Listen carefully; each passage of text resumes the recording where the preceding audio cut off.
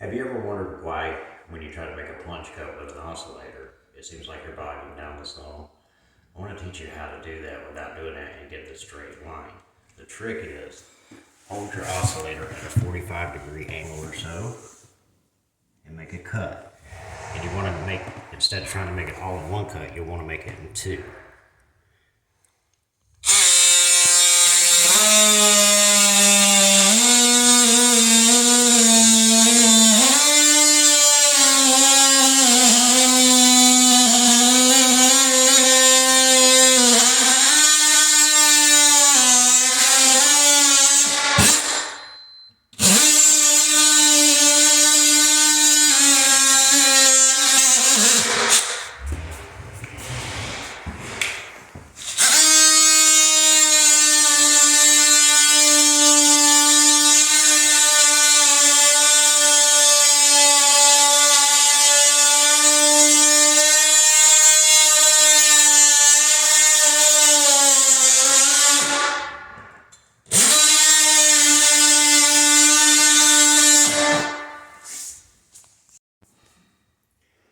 So the next time you use an oscillator, remember that trick because it will wind down, and you can see that's not a very new blade. That's kind of a worn blade.